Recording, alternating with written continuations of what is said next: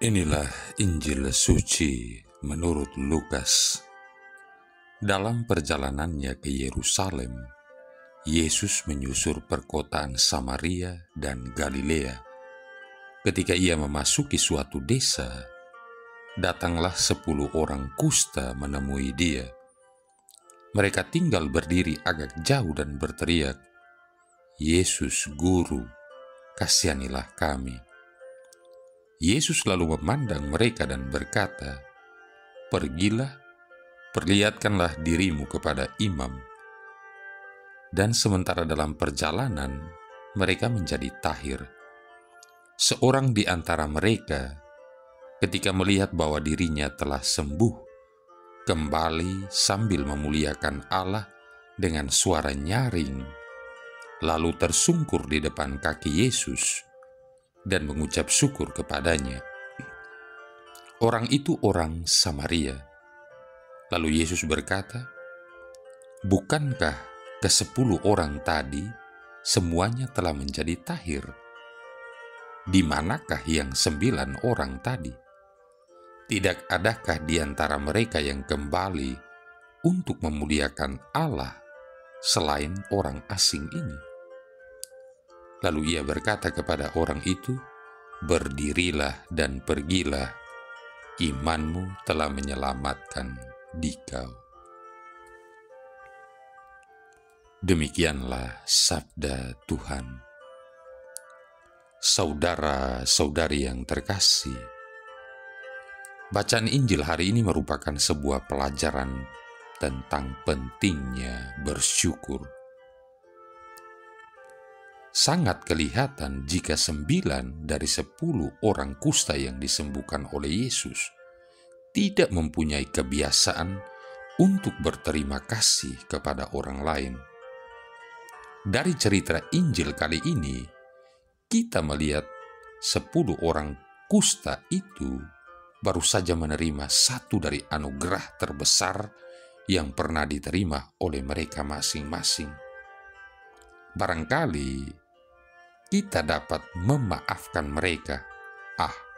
Mereka begitu excited atas kesembuhan mereka yang begitu luar biasa ajaib, sehingga apa yang dapat mereka pikirkan hanyalah melompat-lompat di atas gerobak sapi yang terdekat sambil ikut pulang ke rumah keluarga masing-masing.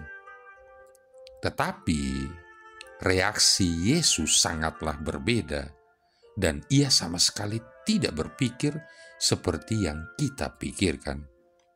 Yesus justru bertanya, "Bukankah ke-10 orang tadi semuanya telah sembuh? Di manakah yang 9 orang itu? Tidak adakah di antara mereka yang kembali untuk memuliakan Allah selain orang asing ini?" Bagaimana dengan diri kita sendiri? Apakah hanya kalau kita sedang susah saja, maka kita berpaling kepada Allah untuk memohon pertolongannya?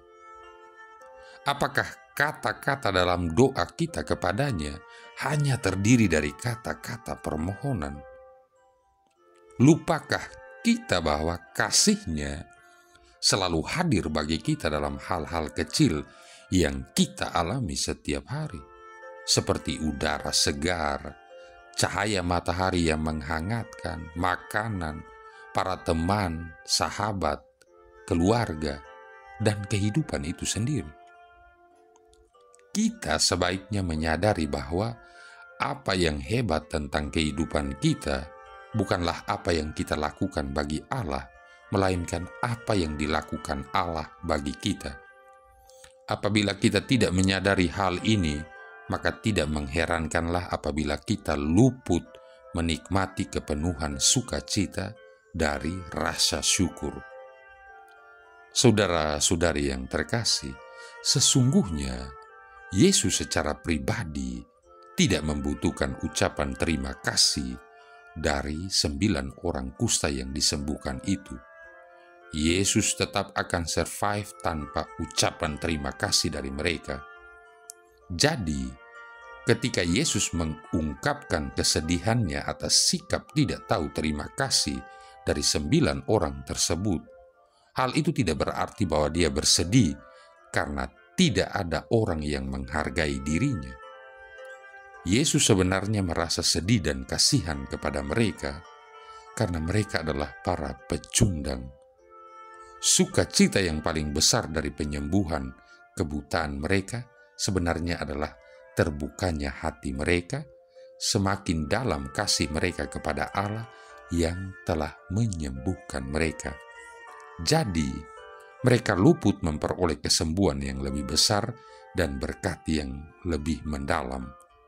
Mereka luput memperoleh kedamaian batinia dan sukacita dari suatu rasa syukur yang sejati. Saudara-saudari yang terkasih, saya mengakhiri permenungan ini dengan sebuah cerita. Pada masa lampau, kapas merupakan salah satu komoditi yang banyak mendatangkan uang bagi para petani di wilayah Alabama, bagian selatan Amerika Serikat. Suatu ketika datanglah serombongan besar kumbang, lalu menyerang dan memakan habis tanaman kapas itu. Semua petani putus asa karena malapetaka yang tidak bisa dielakkan itu. Namun, malapetaka itu sesungguhnya merupakan suatu rahmat bagi para petani. Pengalaman pahit ini memaksa para petani untuk mengganti kapas dengan menanam kacang. Tidak lama kemudian, kacang tanah menjadi salah satu komoditi yang lebih menguntungkan daripada kapas. Untuk mengenang peristiwa ini, para petani mendirikan sebuah patung kumbang yang dianggap sebagai musuh masyarakat petani di seluruh wilayah Alabama. Saudara-saudari yang terkasih, Francis Bacon pernah mengatakan, harapan adalah sarapan yang baik, tetapi makan malam yang buruk. Tidak dapat dipungkiri jika kita harus hidup dengan harapan, tetapi kita tidak bisa hidup dengan bergantung semata-mata pada harapan.